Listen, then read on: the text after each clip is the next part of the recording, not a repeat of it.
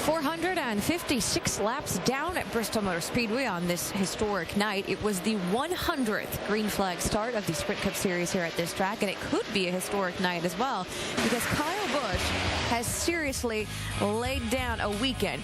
He won the Truck Series race by leading 116 laps. In the Nationwide Series race, he went on and led 116 laps. However, he's led a whole lot more in this race. Right now, he is leading 241 laps of this event. The only driver that's able to give him even a mild run for his money has been David Rudiman and Jamie McMurray.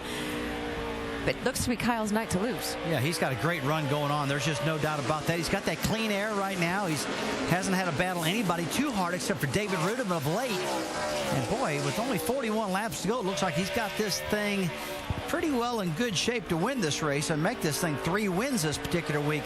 And that's an impressive run out of him. Outstanding feat thus far. But I'm still, I think with this tire, it's a really, like I say, durable, firm tire. We're seeing guys really struggle, maintaining pace, maintaining speed on this tire, getting a good grip with a lot of these race cars. We've seen a little bit of right front tire trouble.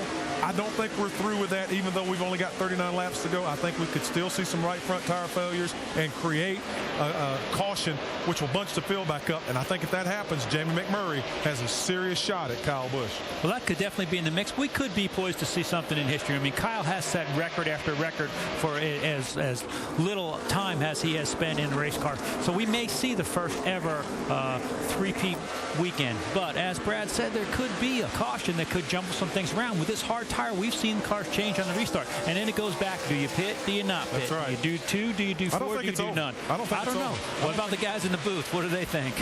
Well, I don't think we think it's over. That's for sure. Although for Dale Earnhardt Jr., you saw him getting passed by Kurt Busch. He's dropped back now to the 10th position. He was up to 7th when this run started. Yeah, it looks like the handling's kind of gone away on his car a little bit. He's going the wrong way at the wrong time. This race is running out, and he's got some good cars still behind him that might even pass him. Total of 13 cars on the lead lap. We have a total of 8 cars that are out of this race. And Jimmy Johnson, just to let you know, is the last car out there running in 35th. 81 down. So let's also update the 29 of Kevin Harvick. It has not been the kind of night that Kevin has been accustomed to. As you can see his cycle there, as Harvick running 1 lap down right now in 14th. He would get the lucky dog if we get another caution. How about Juan Pablo Montoya? Let's check in on him because he's tracking down Ryan Newman. Newman's in that 6th spot. Montoya would love to take it away. Well, Montoya's had a good solid night. Hasn't been there. He's been right around the top 5 the majority of the night. Had that contact with Jimmy Johnson. Didn't seem to hurt his car, but put Jimmy out for quite a while. Well, you heard the guys down in the pit studio talking about tires. Let's get an update from Dr. Jerry Punch. You heard Brad say he thought that we may have some more tire issues. I'm already hearing several crew chiefs talking to their drivers about being careful with the right front tire. Remember the right front of the 17 car?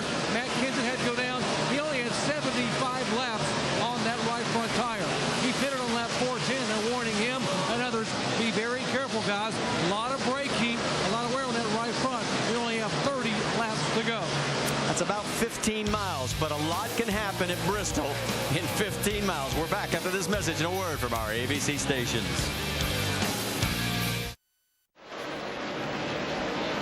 "20 laps to go here at Bristol, and you're looking at race leader Kyle Busch. He has now led 263 laps. He's been one of 9 different leaders. We've had 15 total lead changes, but right now it's all Kyle's race to lose. He has just put Mark Martin, as you saw Mark go by, 2 laps down. His lead over David Rudiman in the double zero, 2.1 seconds. Jamie McMurray right there trying to get around Rudiman again, but hasn't been able to get it done. Now, it looked like he was struggling a little bit this car, but he dropped back. Looked like he cooled his tires off a little. Now he's making one more run at that 2nd spot. And the 39 and the 42 still knocking on each other's doors as Ryan Newman holds off Juan Pablo Montoya.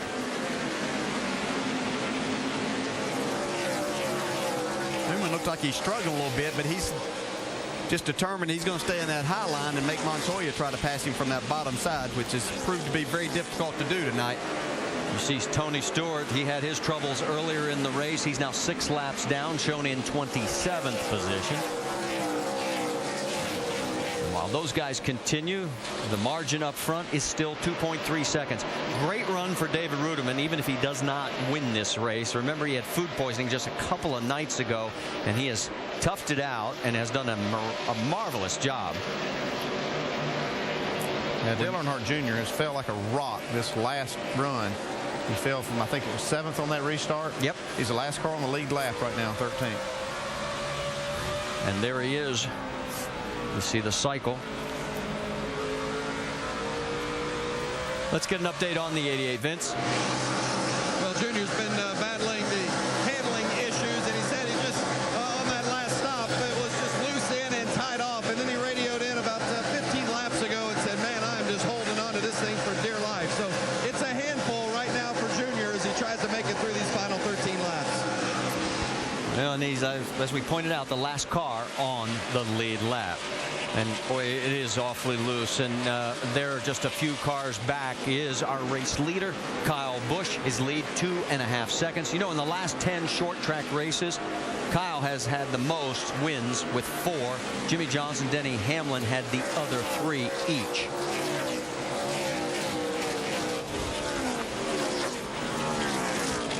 Car right in front of him is Paul Menard. Not much of a birthday present for Paul, as he has never really been high in the mix. It's only about 10 laps to go, but Brad Keselowski's just up ahead of this 18 car. He'll have to pass him one more time. Yeah, you could see on the pointers exactly where Brad is. I think at this stage, I don't think anything's going to happen. Well, he obviously had 2 other chances.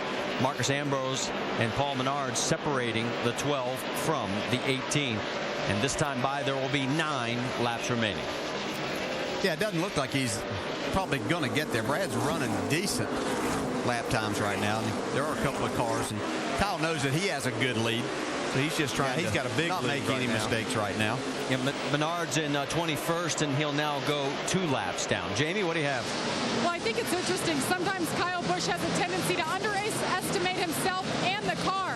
After practice, where he was 28th and 20th this weekend, he said, guys, I hope a good handling car will be better than a fast one. Well, he obviously has both of them covered as he continues to check out at a 2.5 seconds right now. He's saying the car is getting a bit loose, but Kyle Busch nice and happy on the radio.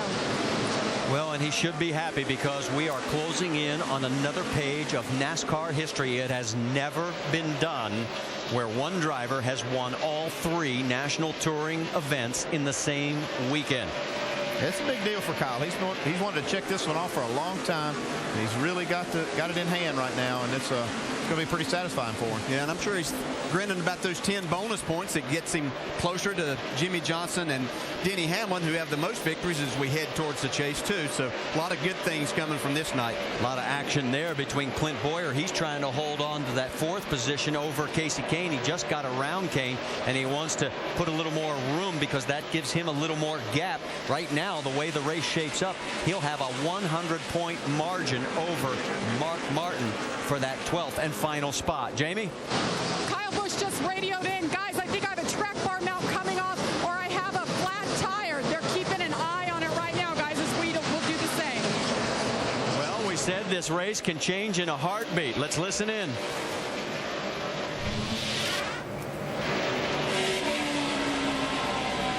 Tell him I think the track bar mount's falling out of it. Either that or a flat, yeah. 4. Keep your eyes open here. Yeah, I'm not sure about that. I think he's got this thing well in hand with 2 to go. 2 laps remaining. Coming up on Dale Earnhardt Jr. White flag. Junior, the last car on the lead lap, in 13th. And here we go. The final lap.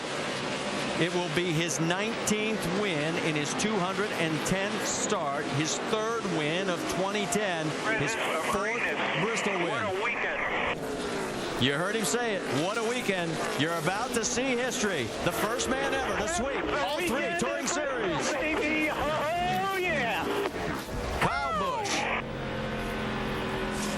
David Ruderman 2nd, McMurray 3rd, Clint Boyer 4th, Casey Kane rounding out your top 5.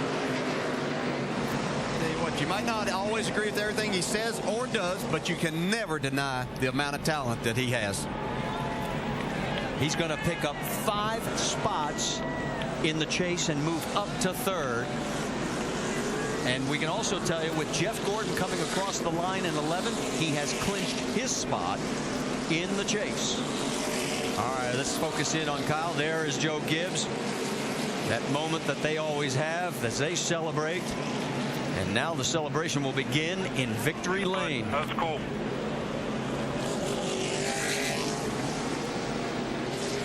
You cannot imagine how hard this is. I mean, think about this. 3 touring series and you win all of them. Yeah, and here at Bristol, that's the amazing thing. I mean, there are places that you would think would be easier to do, but having everything go your way, you had to come from the back in the truck race.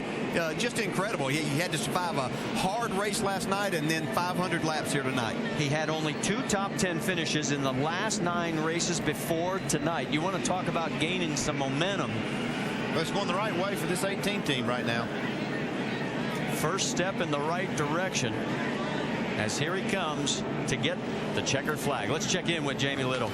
Dave Rogers, his crew chief, you said we're in presence of greatness. Put in perspective what sweeping the weekend for the first time ever means to you guys.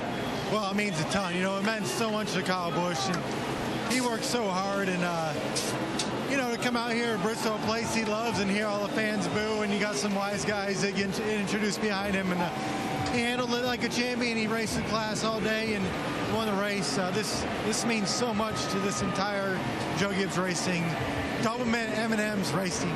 You got it all right. I'll let you go to Victory Lane, and we'll meet you there. Marty?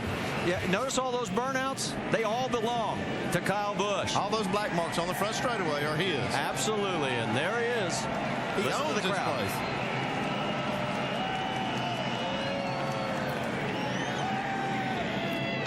And the crowd gives him the credit that he is due for what he has accomplished that no one else has ever done in the history of NASCAR.